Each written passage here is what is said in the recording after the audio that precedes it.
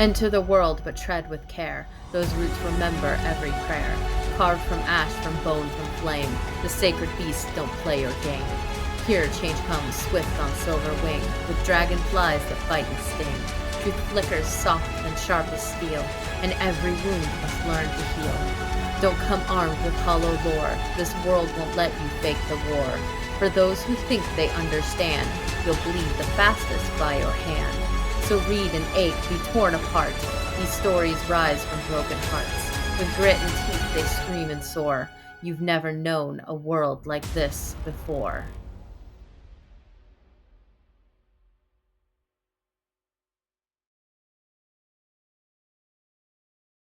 Welcome to The Black Butterfly, Book 1 of the Sacred Blood series by Sarah Yuher. 13. First Kill. Kieran. Kieran didn't relax again for almost an hour. Can Serafina look through his eyes? He wondered. He lay there awake on the bed. He stared at the ceiling, unable to fall back asleep. The pain was gone entirely, but the hum of his master's blood inside him and the intense tingling of his arm as it healed vampire fast made falling asleep impossible. He knew by morning it would be completely healed. He had watched Master Briar and other vampires heal from worse just as fast. He had watched battle brothers who had been near death be given vampire blood and be back on their feet as if they had never seen the battle by the following day. Kieran had been sure he would die when that sapphire eye had begun to flash between Sapphire and Ruby. Those eyes constantly changed to Ruby before the vampire killed someone who had displeased him. Kieran's mind wandered back to the first time he had seen Lord Frostfang in person. As a boy, his father and grandfather had brought him to Winter Manor to present him to Lord Frostfang. They had been impressed with how his skill with the twin swords was progressing and wanted to show their master. 19th of Ishtaran's Day, 8303.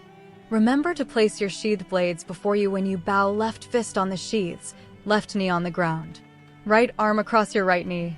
Head bowed and eyes downcast. His father explained to him as they followed a servant through the halls. And remember to say, "My blood and swords are yours," his grandfather added. General Maverick Briardal Bloodoath and Lieutenant General Horace Briardal Bloodoath. Father and son with one of the younger sons of the Briardal Bloodoath men. His grandfather had been given that name when he became a general as a reward for his skill with his sword. He had sworn to serve Lord Frostfang until his death, even swearing that should Lord Frostfang fall, he would not live long after. Kieran always thought that his grandfather was an unshakable mountain. When others were scared when Master Briar visited Caname Academy, Maverick Briardal Bloodoath stood calm and collected. As he glanced at that mountain that had faced countless vampires and stood unmoved, Kieran noticed the slight tightening of his eyes. The mountain of a man was scared of Lord Frostfang even as he was loyal to his master.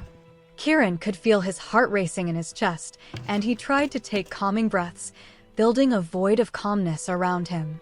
His father had taught him how to wield twin swords, but the void was something his grandfather had taught him. There is nothing but the swords and the void. No pain, no emotion. Just the swords and the calm void. After a few moments, he felt less scared, but his fear of what had made the mountain fearful was just outside the void. They went out to an impressive garden with a central oak tree. Flowers everywhere were budding and blooming with spring's gentle touch. The smell of flowers melding together not to be overpowering to those with sensitive noses. He could hear the bubbling water of two large fountains, and as they passed by them, he saw large white, orange, and black fish swimming around lazily. He almost stopped to admire the sight as he looked around the garden. His father cuffed him on the back of his head to stop that thought. They were led down a path towards the manor's training grounds. The plain path was cobbled and well-built. "Master Lauren's work," he said as he looked at the cobblestone as they walked. "What is Master Lauren's domain within Lord Frostfang's hold?" his grandfather asked. "He is the master architect and stonemason within our Lord and Master's hold," Kieran answered as if he were in a classroom answering his teacher's question. How did he earn his place at Lord Frostfang's hold? He produced an exact likeness of the dragon, Serafina, in stone. Very good. Everyone was silent after that as they came to Winter Manor's training grounds. 50 men were lined up in neat rows, going through sword forms. The sight of them moving in perfect sync was impressive. Master Briar watched them from the sidelines, his eyes never wavering. These were the dragon swords, Lord Frostfang's most elite soldiers. While these men were impressive, and Kieran could only wish he were as skillful with his swords, a more remarkable sight was watching the men from behind Master Briar. The man sitting on top of a boulder, with his legs folded neatly and back straight, was the Dragon Lord of Winter Manor, Lord Frostfang, Knight son of Princess Ithra. His black hair was cut short at the top, but the rest was bound in white cloth and coiled behind him. That cloth had a white polished stone ring with a black band tied at the tip. His sword was sheathed and rested across his knees, hilt and sheath, the same snowy white as the cloth that bound his hair. The coat he wore was black and cut in an odd style. Pants and boots were the same as his soldiers. Even from a distance, Kieran could tell that the vampire was tall. Over 6 feet, almost 7 feet. He was the tallest man he had ever seen. The black hair and slant of those sapphire eyes marked him as one born in the snow-shroud mountains, but the copper skin and blue eyes came from somewhere else. Does the height come from the same place? Lord Frostfang didn't even look at them as the group came closer. His attention was on the men going through sword forms. When they all approached him, Kieran bowed alongside his father and grandfather. There, they stayed until Lord Frostfang acknowledged them. However, the young damper couldn't help watching the dragon swords from the corner of his eye. He saw ice form under their feet in the summer heat as he watched. Most stayed in sync, never missing a beat as they suddenly went through the set of forms on solid ice instead of hard ground. A few slipped, quickly catching their balance and sliding into the forms. Not before Master Briar noticed. The vampire called out their names, and they left the formation, careful not to slip on the ice. Their fellow soldiers closed the ranks smoothly. 100 laps, Briar commanded as they formed before him. The vampire didn't look at them as they began their laps around the field. 10 more for every time you fall, Lord Frostfang added in a voice like winter. Kieran shivered as he watched the track around the field suddenly become encased in ice. Somehow, none fell as they were suddenly running on ice. Frostfang seems a fitting name for someone who can summon ice. Even in summer, Kieran thought to himself, suddenly glad his father didn't have any magic. Is this the boy you mentioned in your last report, General Maverick? Frostfang asked Kieran's grandfather. Yes, my lord. Maverick's voice held none of the fear Kieran had noticed in his tight eyes earlier.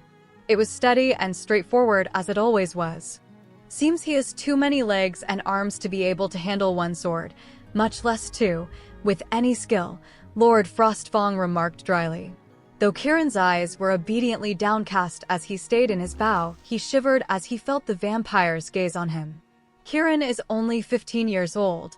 I do not doubt that his gangly frame is only a sign of him growing into a rather tall man. I have seen it before where a boy his age is all limbs, grows tall, and becomes a fine young man. Maverick responded. Kieran's father mumbled something that the boy could not quite catch. Lord Frostfang. A woman called out before their lord could respond to General Maverick. You have left me waiting entirely too long. The woman stepped in front of the 3 Dampiers to face Lord Frostfang. I did not call for you, Mistress Armelia. The vampire's voice seemed even colder. My knight father, Lord Bryn Thor, may grow impatient if you keep me waiting much longer. This vampire seemed to be ignoring the threat in Lord Frostfang's voice. He has offered you a valuable damper soldier in trade for one of the eggs. A valuable damper? How is he valuable?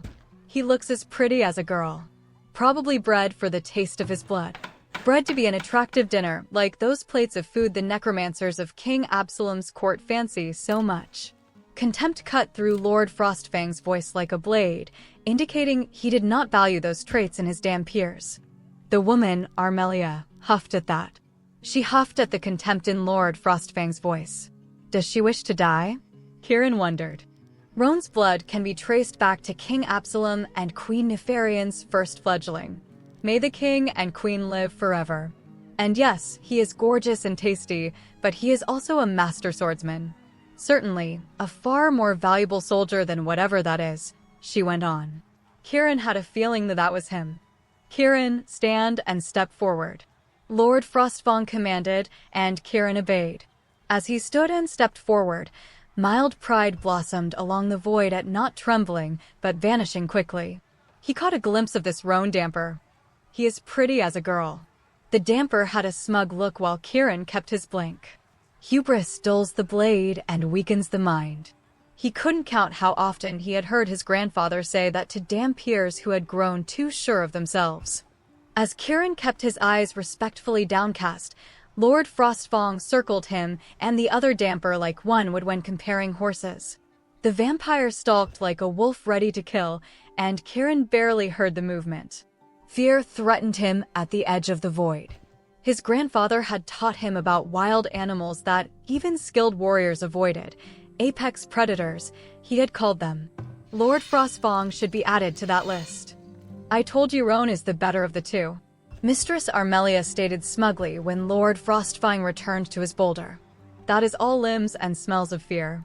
Kieran sighed inwardly, wondering if he would ever not be all limbs. If you are so sure of your damper skill, then a wager. If Roan can defeat Kieran, I'll keep Roan, and you may take one of the eggs to Lord Bryn Thor, Lord Frostfang told her. You will see Roan's strength and bravery, she said smugly. The dragon swords formed a ring around Kieran and Roan as they moved into position, all except the ones still doing their laps given leave to watch their lords wager. To kill is to win. To die is to lose. Lord Frostfang's voice sounded mildly bored as he set the terms of the fight. Not to first, second, or third blood. To death. There is nothing but the void and the swords. I am the void and the swords. Kieran spoke the words to himself like a silent prayer as he faced Roan. Thoughts of fear and hubris dissipated like smoke, leaving him floating in endless nothingness. Roan looked at him smugly, a sword much like Lord Frostfang's at his hip. As the Dampiers drew their swords, Kieran noted a slight awkwardness in how the other held his sword. A sword chosen to impress. Die with honor. Roan rushed Kieran, and Kieran moved on instinct born of endless hours training with the twin swords he carried. Like a dream, he stepped into the attack and blocked it with his left sword. As the sword was knocked away, Roan's stance faltered, and Kieran rushed forward with the second sword. Cocky hubris became shocked fear as that blade slid home between rib bones to the beating heart within. As Kieran looked into Roan's eyes, the other realized he was going to die. The void faltered and shattered as the weight of the life-taken hit home. He pulled his blade free and spun as he fought to regain the void. Stop looking at me. The blade came around again and took Roan's head from his shoulders. As his movement stopped, he stood with his back to the falling body. Kieran tried to calm his breathing as he kept his eyes closed tight. But that startled, scared look stayed there. The only sound other than his thundering heart was the running feet of the swords, who had slipped on the ice. But Mistress Armelia sounded stunned. Hubris dulls the blade and weakens the mind. Lord Frostfang spoke. That damper's hubris was his downfall. Kieran smelled of fear, but he was not controlled by it. His lord's words were like cold water hitting him. Was Lord Frostfang the one who taught grandfather that? Kieran wondered, trying to banish that face from his mind. Oh gods. He won't stop staring at me. Not to mention, the damper used an unfamiliar blade. Was it an attempt to impress me? If it was, its only success was to make me impressed with Kieran. Maverick, the boy, is truly talented. Keep honing his blades. Frostfang continued in a bored voice. As they left the training grounds, Kieran's grandfather held him back from the others. When they were out of earshot of everyone on that path back to the manor, the older man turned to the boy and put a hand on his shoulder. Boy, no longer. The first kill is always the hardest, his grandfather spoke gently. Kieran scrubbed at the tear that snuck out and down his cheek shamefully. Will it get easier? He asked. That depends on you.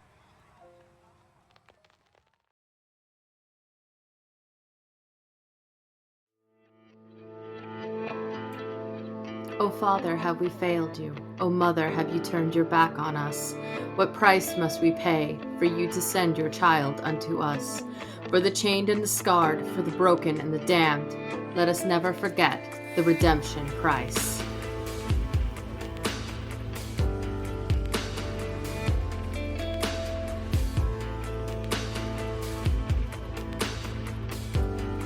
O Father, may you break our chains. O Mother, may you heal our scars. What price must we pay for you to send your child unto us?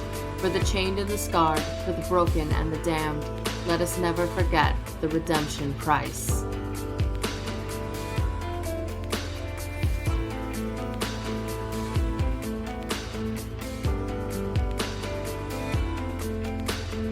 O Father, can we be redeemed?